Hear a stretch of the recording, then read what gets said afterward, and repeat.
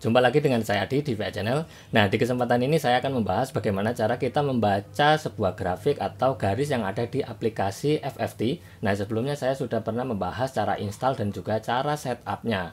Nah, di kesempatan ini saya menggunakan kabel multifungsi yang saya pasang sekarang ini. Saya akan bahas dulu. Nah, ini output dari kabel yang cabang 2-nya ini. Saya hanya menggunakan satu speaker dan ini tidak menggunakan perangkat yang lain seperti mixer, manajemen atau equalizer. Nah, ini langsung saya koneksikan ke speaker yang ini, yang sekarang ini. Ini speaker aktif. Nah, kemudian di bagian kabelnya ini saya gunakan mic eksternal. Ini yang saya gunakan untuk record sekarang dan juga nanti saya akan gunakan untuk melihat data RTA-nya di speaker ini.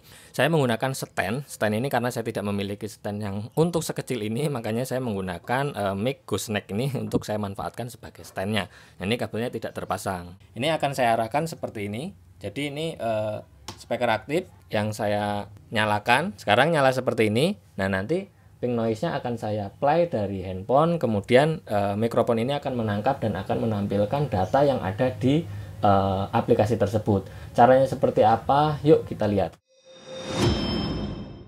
Sekarang kita masuk ke aplikasinya. Ini saya buka FFT. Sebelum kita menggunakannya ini, teman-teman bisa men-setup atau setting yang di bagian ini. Teman-teman bisa melihat di video yang saya sebelumnya, cara settingnya, cara semuanya ini sudah saya jelaskan lengkap sekali. Untuk cara menggunakan ataupun cara membaca grafik yang ada di FFT ini, saya akan tunjukkan. Sebelumnya saya akan setup ini smoothingnya. Saya pakai 1/6 aja. Kemudian di bagian ini bisa di setup seberapa cepat grafik ini bergerak.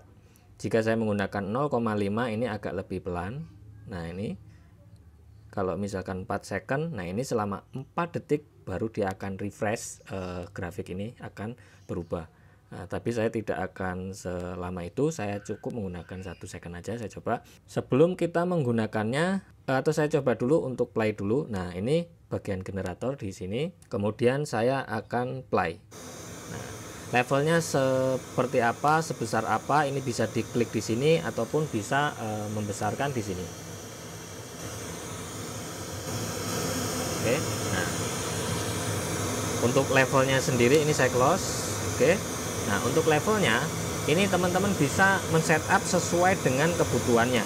Sekarang saya akan pause. Di sini saya akan menunjukkan bagaimana cara kita membaca data atau membaca garis grafik yang ada di aplikasi ini. Nah, jika saya geser-geser ini ada kursor warna merah. Di sebelah sini ini bisa kita geser. Oke. Nah, kemudian di atasnya ini ada frekuensi dan di bawahnya ini ada desibel atau dB. Nah, sebelum saya bahas ini, kita bahas dulu kotak-kotak ini maksudnya apa sih? Nah, ini yang perlu kita ketahui terlebih dahulu sebelum kita membaca yang lainnya. Kita mulai dari yang bagian bawah. Di sini ada tulisan 31, 63, 125 sampai 16 kHz. Di bawah ini adalah frekuensi. Jadi ini frekuensi dari frekuensi terendah sampai tertingginya. Untuk cara ngezoom atau memperbesar atau memperkecil kita hanya dengan 2 jari seperti ini. Nah, kita bisa begini. Untuk mengembalikannya kita seperti ini. Oke. Jadi ini sangat mudah sekali untuk digeser-geser jika kita ingin ngezoom ke bagian ini. Misalkan di bagian 125 Hz, nah kita zoom sampai dia sedetail ini gitu. Oke. Kemudian skala di sebelah kiri atau kanannya ini yang ke atas, yang dari bawah ke atas, ini skala desibel atau dB. Ini menunjukkan seberapa keras tingkat kekerasan suara atau SPL yang biasa kita sebut. Oke, nah di sini skalanya ini kita juga bisa geser. Nah, ini jika kita geser seperti ini akan berubah. Nah, ini hanya menampilkan berapa besaran SPL-nya bisa diubah sesuai dengan kebutuhan.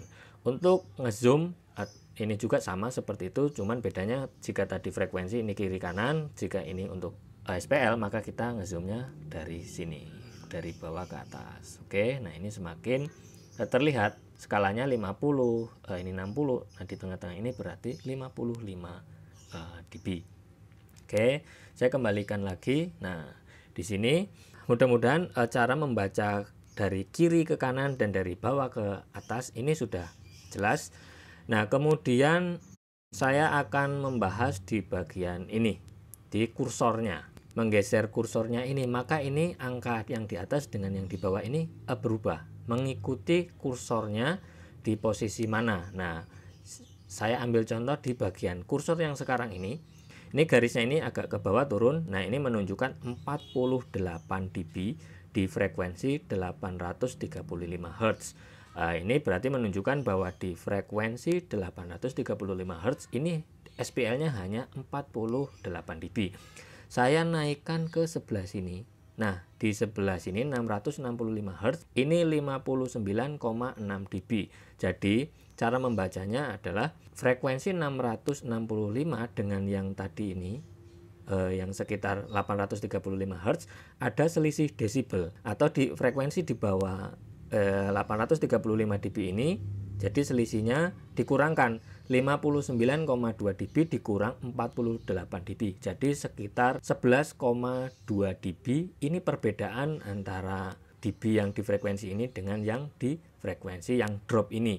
Jadi untuk menyamakan frekuensinya ini, yang kita lakukan adalah menambahkan frekuensi dengan cara meng-EQ atau boosting. Ini menaikkan hingga 11,2 dB, sehingga ini akan sama rata nanti grafiknya seperti ini. Ini sebagai contoh saja. Kemudian ini yang sebelah kiri juga ini sama. Ini lebih tinggi lagi, yang sekarang 68,6 dB. Kalau dibanding yang ini 59, yang ini 67, maka ini lebih jauh lagi perbedaan antara dB yang di ini dengan yang di sini. Untuk cara membacanya, mudah-mudahan ini sudah bisa dipahami oleh teman-teman. Setelah kita mengerti cara membacanya seperti ini, di sini ada beberapa parameter lagi seperti yang di sini. Yang di sini ada 79,4 dBA.